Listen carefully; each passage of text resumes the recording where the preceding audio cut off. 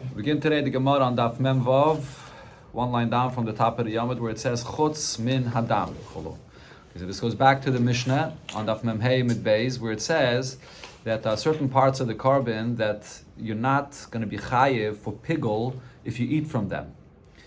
The Mishnah before explained what those parts are, but nevertheless, even though there's no pigul, but the isser of eating from it when you're tamei, or the isser of eating from it when it's nicer, it was left after its time, does apply to those parts of the carbon as well. It applies to every part of the carbon.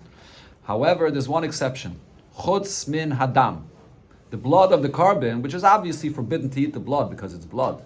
But the halachas of pigul and tumah and nicer, those isurim will not apply to the blood of the carbon. That's what it said in the Mishnah. So the Gemara here brings the source for this. What is the source for this? Amar Ule, so Ule said as follows. Now this statement of Ule will not initially be a source for this that we're looking for, which is to say that by blood, the Isser of Tumah by the carbon and Nicer of the carbon does not apply. Ule originally said this to explain something else. The Gemara in Me'ila brings there that the Chachamim say that regarding the din of Me'ila, there's no halach of Me'ila regarding the blood of the carbon. There's the halach of Me'ila. If you utilize something of hektish for your own use, so then you have to pay back with a chaimish, with a carbon. That does not apply to blood. So Ule is coming to explain this, and the Gemara is going to bring a few opinions as a source for that point, and then afterwards it'll come back to explain how we see in these psukim also a source for Tomei and Naisar. What can you do with the blood? What could you do with blood? Blood could be used, for example, as fertilizer. Blood could be used for different things. So if someone uses the blood of hektish, the din of Me'ila does not apply. Okay, so now what did Ula say? What's the source for that point about Me'ila? Because Omakra, the pasuk says regarding the blood by a carbon, Va'ani nisativ lochem, that I have given it to you. The pasuk there goes on to say that I've given it to you, ala mizbeach lechaper al nafshesechem. But now why does it say lachem? That I gave it to you. If it's talking about the blood, that should be mechaper on the mizbeach. What it's saying is shelachem yehei, that it's yours as the same status like anything that's chulin, where if you use it, there's no me'ila. The same with the blood. Although it's the blood that's supposed to be sprayed in the mizbech, it's yours, meaning there's no me'ila for this. That's one source. A second source, the Beir Rabbi Shmuel Tana Omakra, the pasuk says, l'chaper, that the blood of the carbon is for an atonement. The pasuk there, full pasuk over there says that. Same pasuk, right? Never shabbos b'dam l'chaper al nafshesechem. What does this mean? L'kapara nesativ. The blood has a status that it's used for an atonement, to spray in the mizbeach. Was v'loy me'ila. However, it does not have that status of hektish that if you use it, that the halach of me'ila should apply. A third source, also all in the same pasuk. Rabbi Yechanan Omakra, the pasuk says, who? In the end of the pasuk, it says, Ki hadam hu banefesh yechaper. What does that word who come to say? That who liftnei kapara kala'acha kapara. That the status of the blood is the same before it was used for the kapara, which means to spray in the mizbeach, and after it was sprayed in the mizbeach. What does this mean? Ma'acha kapara, just like after you sprayed the blood on the mizbeach, aim by me'ila. There it's obvious, without any drasha from a pasuk, that there's no halacha of me'ila. Why not? As the Gemara is soon going to say the svara, once you completed the mitzvah that has to be done with this kachim, so that the din of me'ila does not apply. What's the concept of me'ila? That this kachim is there, dedicated to be used for the Eibishter's sake, for a mitzvah. But after the mitzvah is done with it, you sprayed the blood, there's no halacha of me'ila.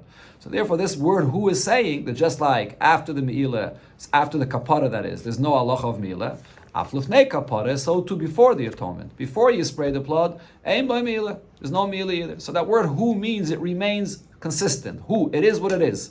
Before and after, it's the same, that there's no halacha of me'ila. Okay, now here, this last drasha, the Gemara will go through a discussion to explaining how do we know to darshan this way. Maybe the point of who means that it's consistent. Before and after, it's the same. But maybe say like this, that maybe regarding the blood, we should say that over here we're stringent about the blood. That even after you finish spraying the blood of the mizbeach, the mitzvah, the atonement is done, but nevertheless it retains its status like it was before the kapara. And therefore, maluf ne kapara yesh by me'ila. Just like before you spray the blood on the mizbeach, there is me'ila on the blood. Aflacha kapara yesh by me'ila. Even after the mitzvah is done, there still should be a din of me'ila. Maybe that's the chiddush over here in this case. Not the opposite. We're saying, we're darshaning that hu means it's consistent in the lenient sense, that there's never a me'ilah. Maybe it's consistent in the stringent sense, that there always is me'ilah for the blood, even after you're done with the mitzvah of it, even after you're done spraying with it on the mizbeach.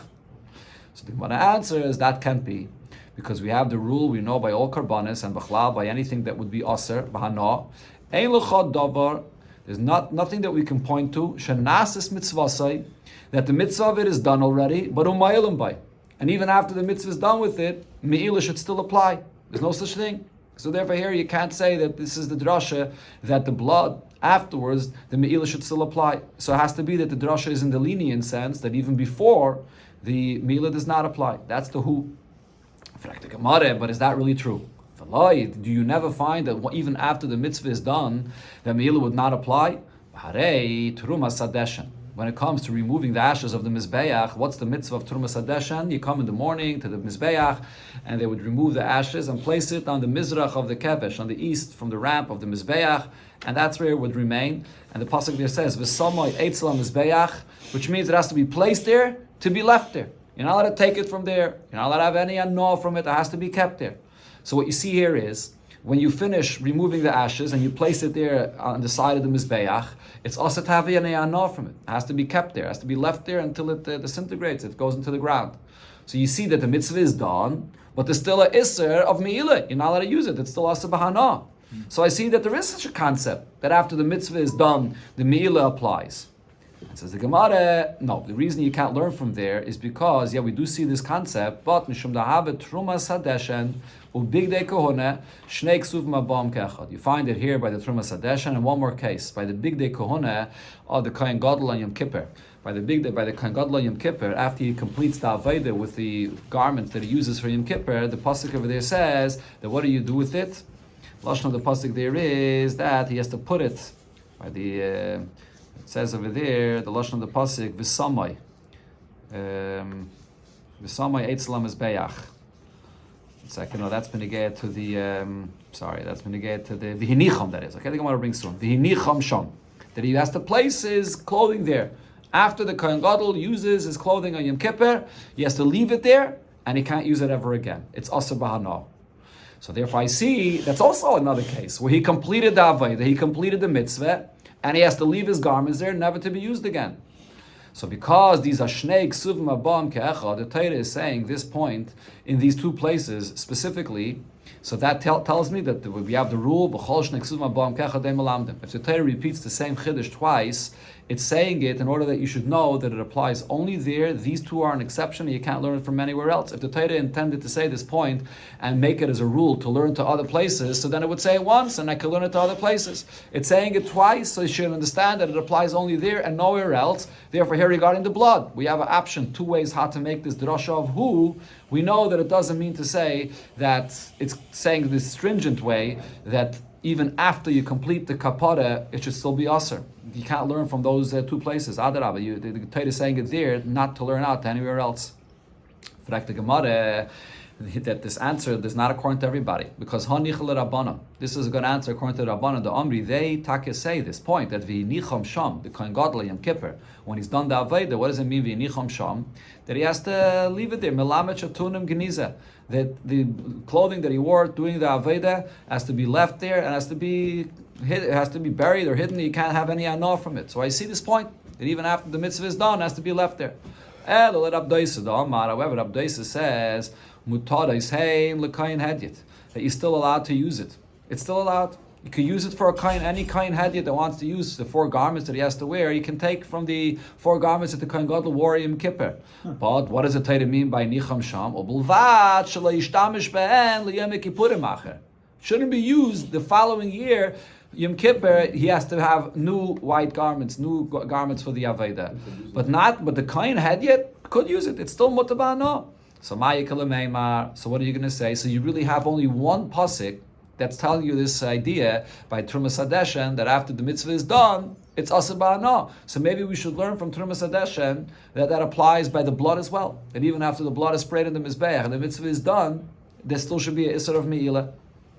Answers the Gemara, Mishum Dahav, according to this opinion, the answer is Mishum Dahav Trumas Hadeshen ve'egla rufa shnei ksuvim abam kechad. The taking off of the ashes And then another mitzvah, when there's a dead body and you don't know who killed him.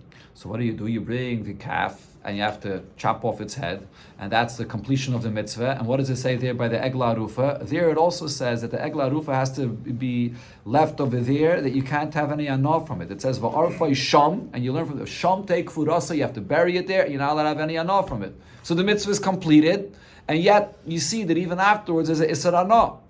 So therefore, that's the shnei ksuvim abam ke'echad. So we have the two psukim that are saying the same point. V'chol shnei ksuvim abam ke'echad ein malamdim. So therefore, we can't learn from there to apply that the same should be by the blood.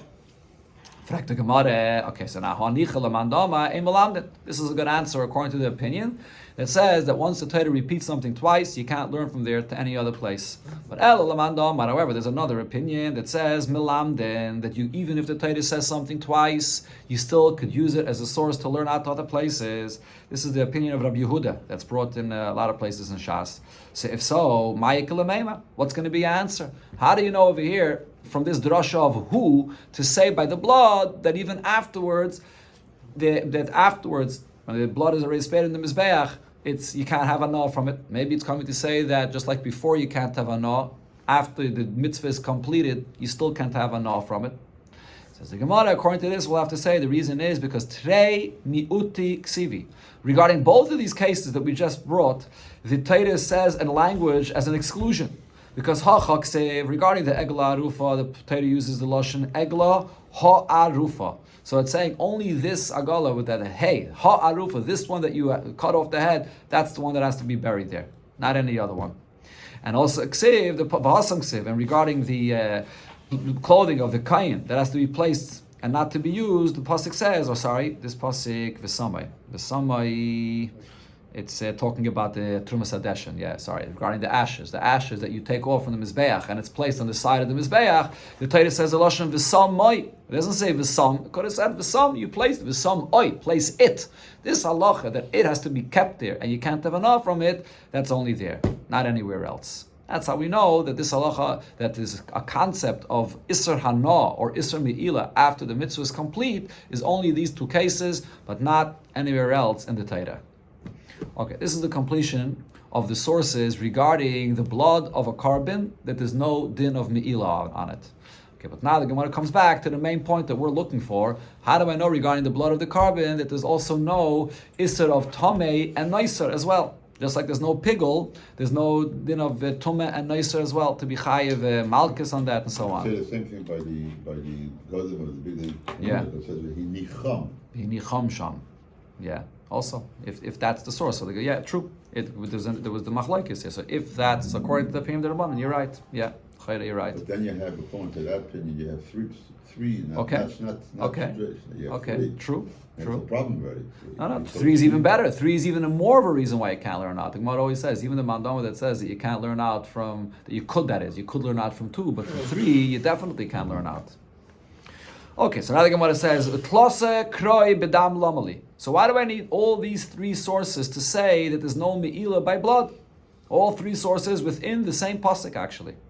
And says the Gemara, so we have to say that it's actually coming to say three different halachas that blood is excluded from, that it's not like the halachas by a carbon. One is l'mu'utim me'ilah, to say that the halacha of me'ilah does not apply to it, like we said tiller, but now it's also minaisa or mitome. The halacha of naisa that applies to all the parts of the carbon does not apply to the blood, and also the din of tumeh, to be chayiv if you eat from it when you're tamei, does not apply to blood either. Those are the three times that it says, and that's the source for this halacha that it says in the Mishnah. Now, avol pigul, the Gemara just clarifies, when it comes to the fact that the isser of pigul, to be chayiv kares on it, does not apply to the blood, for that leitzarech kara. We don't need to have another pasuk here to teach us about the blood. The reason is because we already have another rule and another pasuk that's a source for that concept. The Tanan, as we learned in the Mishnah before, kol sheyesh lo matirin. Only the parts of the carbon that has a stage of an aveda that's done before, that permits it to be done, that's bein la'adam, whether regarding the person, that he could only eat from it when there was something before that was permitted it, or bein la'mizbeach, whether regarding what you bring on the mizbeach, chayav olav mishum pigul. It's only those parts of the carbon that there's pigul. And so it's not only blood, there's a list of things that the Mishnah brought before. And v'dam gufe materu, so therefore blood is part of that list that pigul is not take effect on it, because the blood does not have anything else that's matter it. The blood itself is actually what's matter the other things of the carbon to be done afterwards. So therefore the concept of pigul, or the status of pigul, does not take effect on blood. And there was an extra pasuk, there's a separate pasuk that the Gemara brought before as a source for this entire concept. It's learned from the carbon shlomim, and therefore we don't need another source here for this halacha that there's no pigul on blood. Amar Rav Yechanan, another similar thing the Gemara brings. Rav Yechanan said, Shloisha krisos b'shlomim lama. Why does the Torah repeat the chiyuv of kares regarding someone that eats from a carbon when he is tamei? Why does the Torah repeat this halacha of kares 3 times? And Rashi brings the psukim. It says 3 different times the halacha of kares. The Amar Aleim l'Torah seichem. That the pasuk there says that for all ela kachim. In one pasuk it actually says for all kachim. If you eat from it when you're tamei, tomasel v'nichrasa nefesh, you get kares. There's another psukim also that it says one regarding shlomim. If you eat from Zevochim shlomim v'tumasel v'nichrasa, and it says again a 3rd time nefesh kisiga, which means if you eat from it v'nichrasa. Why does it say 3 times? It says the Gemara achas leklal. One is coming to say regarding the general thing that this halacha of tumah applies to every single carbon. That not only is shlomim, but by all karbanis. If the person is tamei and he eats from it, he's going to be chayav kares. And va'achas leprat. And then another thing is actually to come to specify. What does it mean to come to specify? So Rashi explains, this is one of the Yud Gimel Midas Shatayr and Nedreshes band that we say every morning. Dova shahoyim b'chlal. What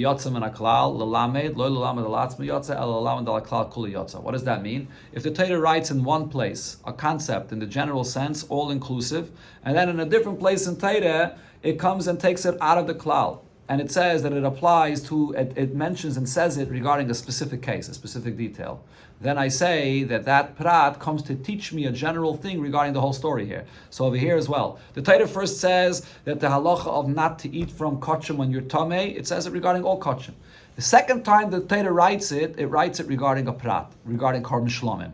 Why is it singling out carbon shlomim, yotzav and aklal, to teach me a general rule? What's the general rule it teaches? So Rashi says it teaches that this halacha of being chayiv kares when you eat, when you're tamei, is only from koche mizbeach, like a shlomim, which is a carbon brought on the mizbeach, but not koche bedek habayis, other kachim that are not brought on the mizbeach. That's the second time the Torah writes it. And va'achas, and the 3rd time that the Torah writes that when you're tamei, you should not eat from kachim, l'dvarim she'ena chalim. What it's coming to say is that the person will be chayiv kares even if he eats things that are brought on the mizbeach that are not even edible, like the wood on the mizbeach or the frankincense, things that are not edible. If he eats from that when he's tamei, he'll be chayiv kares as well. Now the Gemara asks on this, there's a machlokes about this. We had before in the Mishnah on Daf Mem Hey, it says that Rab Shimon disagrees with this. Well, Rab Shimon's opinion is that if you're tamei and you eat from something that's brought on the mizbeach that's not edible, that you're not going to be chayiv for this. So the 3rd time, what does it come to teach? So answers the Gemara, it's coming to say that this halacha of tumah, that you'd be chayiv kares if you eat from the carbon, applies even to a carbon chatas that's brought, the blood of it is brought inside the Beis HaMikdash. Why do I need an extra pasuk for that? Because otherwise I would think to say, since Rab Shimon said the following thing, that regarding pigul, Rab Shimon says this, that kol she'enoi al mizbeach hachitzayin k'shlamim, that any carbon, that the blood is not sprayed on the outside mizbeach like a shlamim, ein chayavin olav mishum pigul. There's no din of pigul for this. So I would maybe say that the same applies to tumah as well. Mishum tumah nami loy l'chayiv. So maybe regarding the halacha of tumah, that if you eat from a carbon when you're tamei to be chayiv kares, maybe it also shouldn't apply by the carbon chatos that the blood is brought inside, just like pigul does not apply. Kamash Malan, therefore we have the 3rd time that the Torah says this halacha to teach me that even regarding this carbon, the halacha of tumah does apply. Going back now to what it said in the Mishnah, Noimi Rab Shimon, this is a very interesting lashon. Noimi Rab Shimon, it means Rab Shimon said, he expressed, he said. So if you go this Noimi, then you're not go this Machayev. Okay, so without Noimi, you read it Rab Shimon Machayev es shadarka lecha cholo. Rab Shimon, he speaks about this halacha of a person that's tamei, and he says that you chayiv only for the tumah if it's something that is edible. But if it's something that is not edible and you eat from it, then you're not going to be chayiv. The point that we just mentioned, Rav Shimon's opinion, that it only applies to something which is edible. So, for example, if you eat from the wood or from the frankincense that's brought in the mizbech, those are not edible things. So you're not going to be chayiv for that when there's a status of tumah. And the Chachamim, though, disagree. Chachamim before in the Mishnah say that even if it's something that it's not edible, it doesn't matter. If there's a tumah, then it will still apply. Okay, so now here the Gemara brings a machlokes regarding this machlokes here between a Chachamim and Rab Shimon. In what case are they arguing about? Okay, so before we see the Gemara inside, whenever you talk about tumah in relation to kachim, there are two possibilities. What's tameh? Is it the person that's tameh and he's eating from the kachim, or is the basar, or is the carbon tameh and you're eating from it? The difference is if the person is tameh and he eats from the carbon, you chayav kares for that. If the basar is tameh and you're eating from it, so then you're over in a lav and you get malchus, but there's no kares. Okay, so now the Gemara is going to discuss this machlokes between the Chachamim and Rab Shimon regarding eating from the carbon, something that's not edible. What is the tumah that we're talking about? Are we talking about the tumah where the person is tameh, or are we talking about the tumah where the basar is tameh? So the Gemara brings as follows. Itmar, we learned the machlokes. Now it's not clear who said what, and the Gemara brings like this. Rabbi Yochanan v'Reish Lakish. You have the group of Rabbi Yochanan and Lakish. They always are together in the Gemara. They always argue with each other. They learn together. That's one group. And then you have Rabbi Lazar, Rabbi Yosef, Rabbi Chanina. Then you have another group which is Rabbi Lazar and Rabbi Yosef, Rabbi Chanina. Now in this case, Chad Mahai Zuzah, V'Chad Mahai Zuzah. You had one from this group that joined one from another. The word Zuzah means a group or a pair rather. It's the same like the word Zugah with a gimel. Gimel and Zayin are interchangeable letters. So it's one from this pair and one from this pair joined each other and said a certain opinion. Yeah, but we don't know exactly which one is which, but who exactly joined who. But that's what happened over here. Now, what was their machlokes? So now, Chad Omar, so one pair said that machlokes betumas basar. This point of the Chachamim, according to this version of the Gemara now, we're focusing on the Chachamim's opinion. The Chachamim say that even by things that are not edible, the halacha of tumah will apply. So now they came to explain when were Chachamim saying this point. So Chachamim said this point, betumas basar, only regarding a case where the tumah is in the carbon itself, in the meat that you're eating. There, they say that even if it's not edible, even if it's not actually basar, even if it's something that's not edible, then there'll be the isser and the malchus for this. But if the case is though that the tumah is on the body of the person that's eating it, everybody would agree that if it's something that it's not edible, then there wouldn't be any malchus on this. And the reason for this distinction is because it's only regarding the basar. Rashi brings that when the meat itself of the carbon is the one that's tamei, there's an extra word of veha basar. So we learn from that extra word veha basar that the chiyuv of malchus there will apply not only in a case where it's edible, but even when it's not edible. However, another opinion over here is kamachloikis bezu, kach machloikis bezu. The opinion of the Chachamim. Again, we're focusing on the opinion of the Chachamim here. This that Chachamim say that there's going to be a Isser and a Chiyuv for Tumeh in relation to Kachim, it doesn't make a difference. Whether the Basar is Tameh, whether the person is Tameh, either way, we're going to say that he's over this Isser of Tumeh and he's going to be Chayiv Malchus or Kodesh. Why is that? Even though the source to say that it applies to things that are not edible is written in the pasuk only regarding the basar, not when the person is tameh. But nevertheless, we say as follows: My time. Why do we apply this also to the case when the person is tameh? Kiven the karina beva basar ashiyiga b'chol tameh. Since regarding the case where the basar is tameh, there's the extra word basar to say that even things that are not edible, there'll be the lav. So therefore, karina bay, we also apply what it says there in the very next pasuk. These are two psukim, one right after the other. In pasuk Yutes, it speaks about the case where the basar is tameh. Right away in the next pasuk, it says v'tum asay olav. It speaks about the case where the person is tameh. So since the case of the person being tameh follows the pasuk before, therefore we compare them and we say that when the person is tameh, Chachamim will also say that even if he's eating something that's not edible, he'll be chayav kodesh for this. This is one version of this machlekes here, and it's all focusing on the Chachamim's opinion, which means according to this version, Rab Shimon's opinion, they didn't argue about. Rab Shimon said it doesn't make a difference if the tum is on the basar or if the tum is on the person. Rab Shimon says that there's never going to be a isser if it's something which is not edible. Mashenken, according to the Chachamim, we have here this machlokes, Chachamim that say that there is a isser on something that's not edible. Does that apply only when the isser is on the basar, or does that only also apply when the isser is on when the tumah that is on the person? Okay, now so the Gemara says Rav Tivyaimi, that is Masni Hachi. What we explained till now, this was the version the way Rav Tivyaimi taught it. However, Rav Kahana Masni Hachi, Rav Kahana had a different version to this machlokes. And also, Chad Mahai Zuzeh v'Chad Mahai Zuzeh, it was these two pairs of Rab Shimon, Rab Yechon and Reish Lakish, and Rab Elazar, Rab Yosef, Rab Chanina, one of one pair joined one of the other pair, and they had a machlokes about this. But where was their machlokes? A seifa means they were arguing about the opinion of Rab Shimon, which is the exact opposite of before. Meaning, according to this version, the Chachamim's opinion is clear. Chachamim hold that there's always going to be an isser to things that are not edible. Doesn't make a difference if the tum is on the guf or the tum is on the basar. Always will be an isser. The argument here is this, that Rab Shimon says that there's no isser when it's something which is not edible. When did Rab Shimon say that? So one opinion was machlokes betumas haguf. Rab Shimon is coming to say that only when the tum is on the body of the person, then there's no isser. Then the chiyuv of tumah does not apply if it's not edible. Avol betumas basar, but if it's the basar itself that's tamei, so then divrei hakayleike. Everybody would agree that there is malchus, because even according to Rab Shimon, we do darshan that extra word veha basar that it says by the tumah that's on the basar, that you'll get malchus even if it's not edible. However, another opinion says, "Kemachlokes bezu, kach machlokes bezu." That Rab Shimon argues completely, and Rab Shimon says that if it's not edible, there never is going to be a chiyuv for the tumah, whether the tumah is on the guf of the person, or even if the tumah is on the basar itself. There's never going to be a chiyuv if it's something which is not edible. So Rava says, Mistavre, it's logical to say, Kemanda Omar, like the opinion that says that Kemachlokes bezu, Kach Machlokes bezu, that Rab Shimon argued completely, and Rab Shimon held there's no chiyuv of tumah in both cases, whether the tumah is on the person or whether the tumah is on the meat of the carbon itself.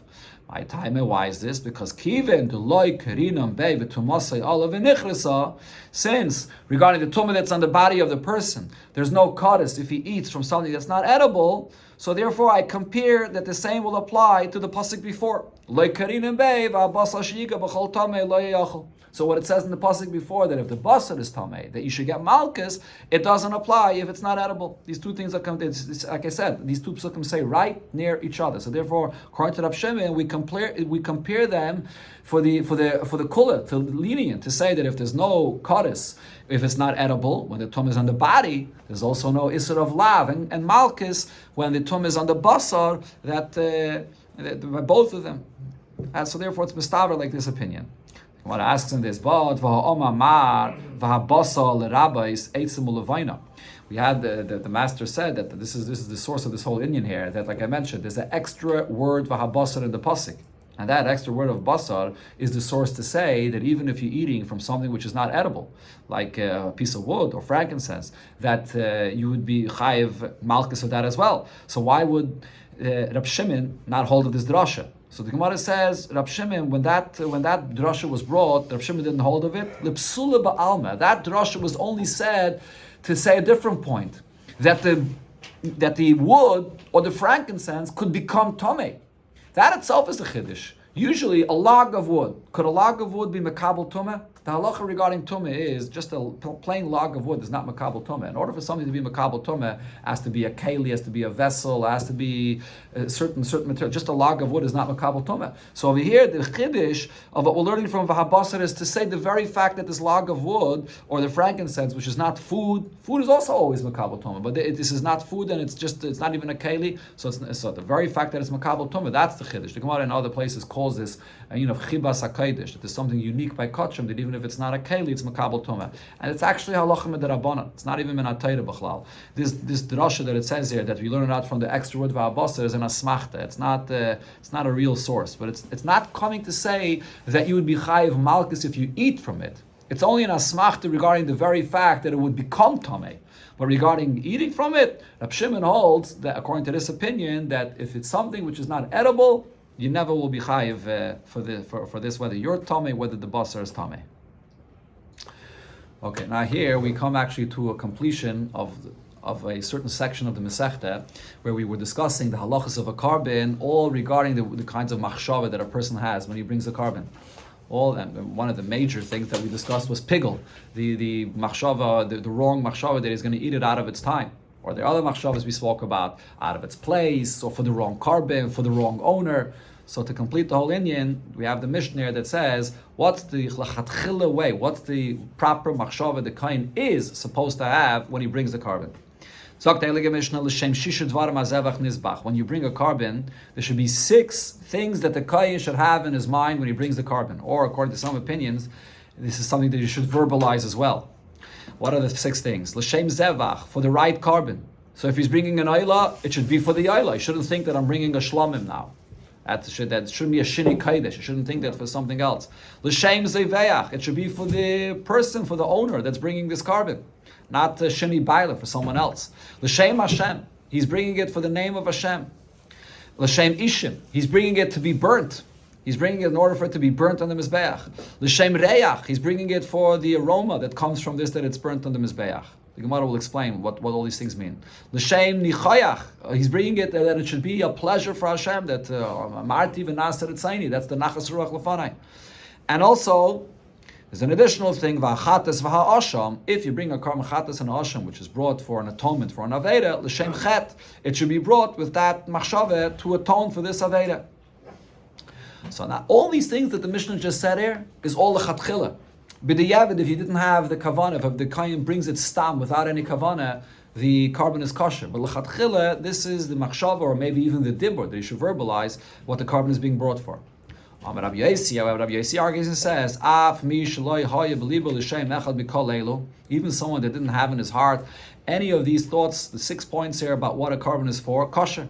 It's still kosher. Shutnai bezdin. Now, there's a condition of a bezdin that the kayin should not be thinking about all these things, or not be verbalize all these things. Meaning, not only Rabbi Yossi is not only coming to argue regarding b'diavad, that it would be kosher, like it would seem from the beginning of what he's saying here. But Rabbi Yossi is saying even more. There's a condition of the bezdin that says that the kayin brings the carbon without any machshaveh, and the stam, just bringing the carbon, the stam is like he had all the machshavas necessary. We don't want him to actually start having all these machshavas or saying all these things. Why? Because she'eina machshavah leches ela achar ha'ovid. Whose thought determines the kashrus of the carbon? It's the person that's doing the Aveda, the Kayin, not the owner of the carbon. So therefore, if the Kayin has to have all these machshavas or say all these things, he may get confused and say the wrong thing, and it's possible in certain cases that he could passel the carbon. So therefore, there's a Tanai Bez, and the Kayin should just bring the carbon stam, and the stam is kilishma. We had in the beginning of the Masechta. The stam itself is like lishma for all these things, and he should not even l'chatchila think of all these things. We don't want him to get confused. So the Gemara, Amar Rav Yudah, Amar Rav. So Rav Yudah says in the name of Rav, the source of the pasuk. This is right in the beginning of Parshas Vayikra, where it speaks about the karbanis, and there it says that v'hikter akaynes akaylam mizbecha ayla isha reyach nichayach lashem. So what do we learn from this pasuk? The details that it says in our Mishnah. When it says ayla, it means l'shem ayla. Bring the carbon ayla for the sake of ayla, not thinking that you bring it for another carbon. Lafuke l'shem shlamim. They don't bring it l'chatchila l'shem shlamim. The light, that's not l'chatchila the right thing. Isha, when it says that it should be in the fire, that means l'shem ishim, that you're bringing the carbon on the fire for the purpose to burn it, that it should be consumed and burned in the fire. La'afuke kevava, that excludes a person that's bringing the carbon and he's thinking that he's bringing it in order to, he cuts it into pieces and roasts it. You're not supposed to, the point there is not to roast the carbon. The point over here is to burn the carbon in the fire. The light, that machshava is not the right thought about what you're doing with the carbon. Reyach, when it says that it has to have a good aroma, that's l'shem reyach. You're bringing the carbon in order that when you burn it on the mizbeach, it creates a good aroma. And what does that mean? Lafuke evarim shetzalan, and vehelon. If you roasted already the carbon before, and then when you roast meat, it creates a good smell, and then after you roasted it, then you bring it on the mizbeach. So then, when it's being burnt on the mizbeach, it doesn't create that good aroma. So that also is not done right. The light, that's not the right machshava in the carbon. Rav Yudah said in the name of Rav, if you take the pieces of the carbon and you roasted it from before, and then the helam, and then you bring it on the mizbeach, you're missing this part of the carbon that has to create that aroma that when you roast meat, it creates it on the mizbeach. Nichayach means l'shem hanachas ruach. You're bringing the carbon for the nachas ruach of Hashem. Rashi brings a lashon nachas ruach shamarti v'naser etzaini. And then the final one that you learn out is La Hashem, that you're bringing it for Hashem, which means l'shem mi she'omar v'haya ha'olam. You're bringing the carbon for the sake of the Eibishter that said and created the world. It's not exactly clear what the Gemara is coming to clarify there with this l'shem mi she'omar v'haya ha'olam, but it's brought. I saw brought in the name of the Ramban al Atayra on this pasuk. He says that when you bring the carbon, you have to think of l'shem, the Eibishter's name, Shem Yud Kei Vavke. You're bringing it for the sake of the Eibishter, Shem Yud Kei Vavke. So Rav Yudah says in the name of Rav, Chatos shachta l'shem oila, a carbon chatos that's shechted for the sake of an oila, psula.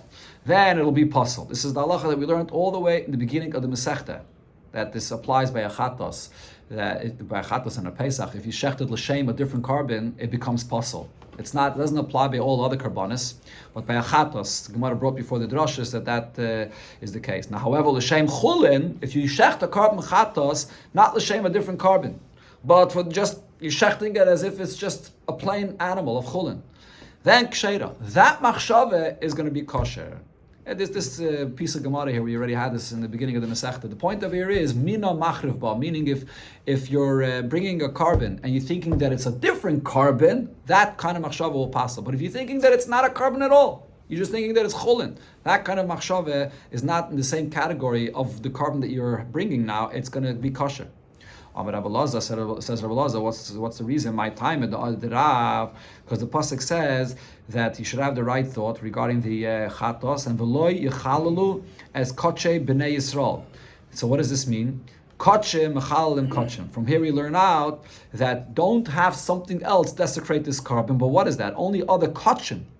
A thought that when you bring the carbon chatos, that you're thinking that it's oila, another one of the kochim, that will desecrate the carbon. But if your machshava is something else, so then that machshava will not be mechalel of the carbon. Most of Rabbi, so Rabbi asks him this from our Mishnah. Rabbi Yosi, the Mishnah here said, Rabbi Yosi's opinion is, even the chatchila, if you weren't thinking of any of the points that the Mishnah said, kosher, the carbon is kosher, and even the chatchila, shutnai bezdin, a condition of the bezdin that you shouldn't be thinking of all these things. So now, what do you see from the language of Rabbi Yosi? It sounds like Rabbi Yosi is saying that what's the best thing the kohen should do? You should just bring it stam, without any machshava at all, and then the stam is a t'nai of the bezdin, that it's all the things are included automatically, all the machshavas. However, but if he is thinking when he's bringing the carbon, that he's bringing it for something else, this is not this carbon. He's bringing a chatas, and he's thinking that he's bringing it for chulin pasul, it would be pasul. So Abaye answers and says, no, Dilme, maybe the way to be medayik from the Mishnah is as follows. If he had no machshava at all, he's bringing it stam, then kosher umeratze. The carbon is kosher, and for the owner, he fulfilled his obligation in bringing this carbon. However, if he had in his mind that he's bringing it l'shem chulin, then it's also going to be kosher. Like we said, like Rav said, kosher, it'll be kosher, but ve'ein meratze. But for the owner, though, he didn't fulfill his obligation. Maybe that's safe to be medayik from the Mishnah. That's so therefore there's no question on Rav from what it said in our Mishnah. Okay. So is there